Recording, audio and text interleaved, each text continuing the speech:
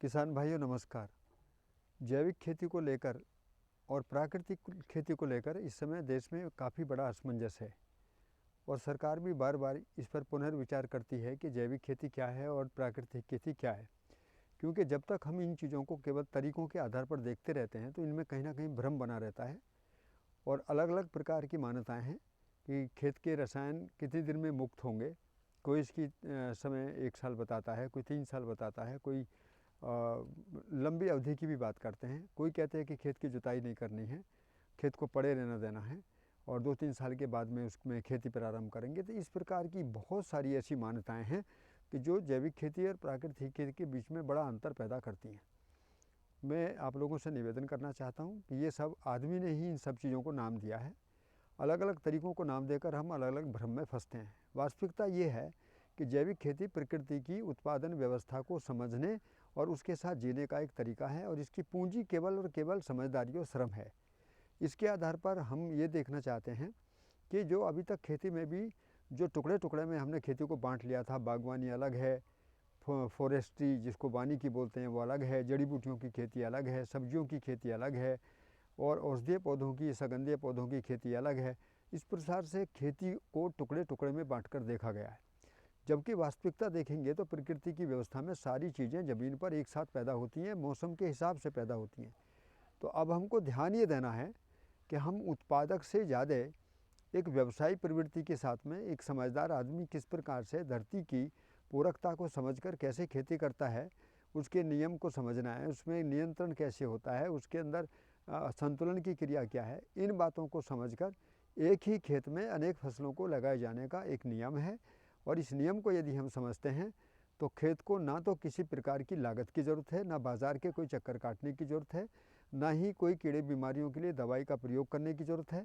ज़मीन अपना कल्चर अपने आप तैयार करती है। ज़मीन में पोषण का जो तंत्र है, उर्वरता का जो तंत्र है, वो अपने आप में निश्चित क्रिया है। तो ऐसी स्थिति में किसान भाइयों को समझना है कि ज़्यादा से ज़्यादा फसलों को खेत में मौसम के अनुसार सही दूरी पर सही समय पर किस प्रकार से लगाएं और इसमें अच्छे बीजों का चयन करें, जिन बीजों को पहले से ही रोग नहीं लगते हैं या परंपरा के बीज हैं। आजकल बाज़ार में उनकी मांग भी बहुत है।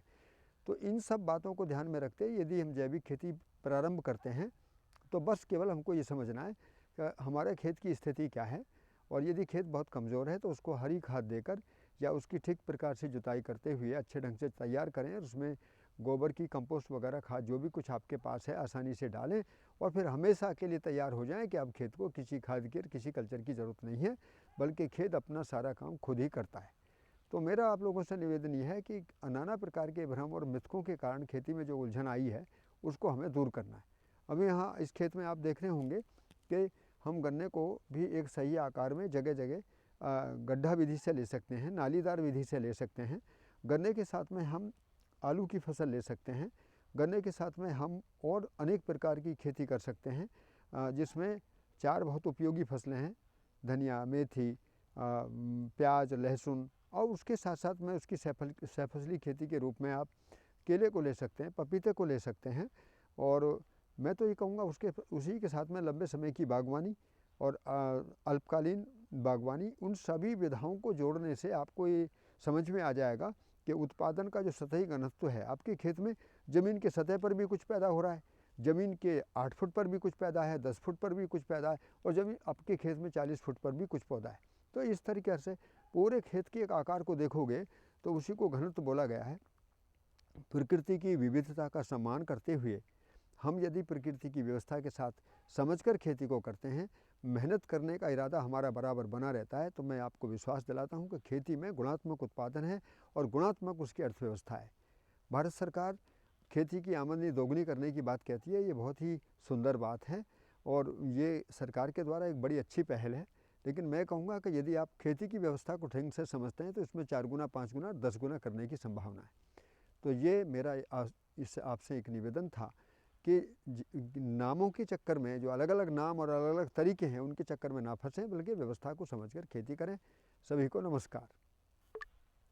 अब इस दिशा में एक और बात ध्यान रखने की है कि अब हम यदि विधिवत इसको काम करना चाहते हैं तो इसके 4 घटक हैं और इन 4 घटकों की चर्चा हम दूसरी वीडियो में करेंगे। उसमें ये साफ साफ बताएंगे कि उत्पादन प्रबंधन क्या है, प्रोसेसिंग क्या है, प्रमाणीकरण क्या है और बाज़ार व्यवस्था का सही स्वरूप क्या है। नमस्कार।